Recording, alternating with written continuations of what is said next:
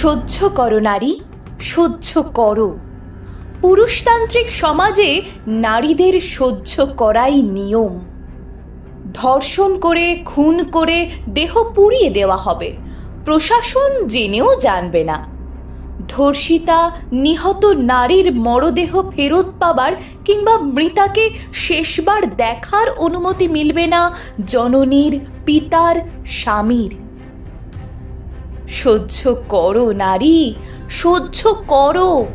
কতই তো সহ্য করেছ সেই সতীদাহের কাল থেকে, যখন বল প্রয়োগ করে তোমাকে টেনে নিয়ে যাওয়া হতো জ্বলন্ত চিতার দিকে, তারপর হাত পা বেঁধে ছুঁড়ে দেওয়া হতো ক্ষুধার্ত চিতার ওপর, আর তোমার আর্ত চিৎকার ঢেকে দেওয়া হতো ঢাকঢোলের বাদ্যিতে।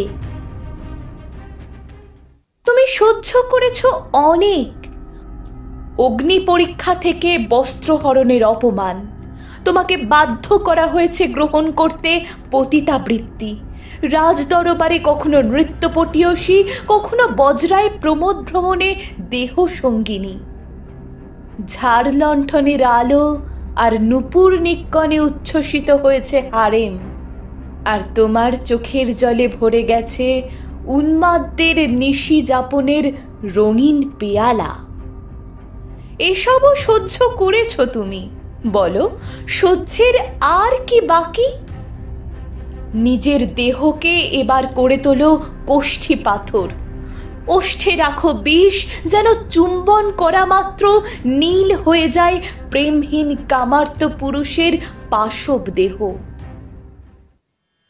নিষ্কলুষ ভালোবাসা তুমিও চেয়েছিলে। পুরাণের সতী, বেহুলা, শৈবার আত্মত্যাগ প্রস্ফুটিত পদ্মের মতো পাপড়ি মেলে আছে।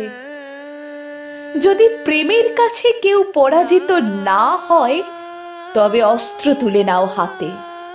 অসুরের বক্ষ বিদীর্ণ হোক তোমার ত্রিশূলে, তুমি হও পশুত্ব নিধনের প্রকৃত দুর্গা।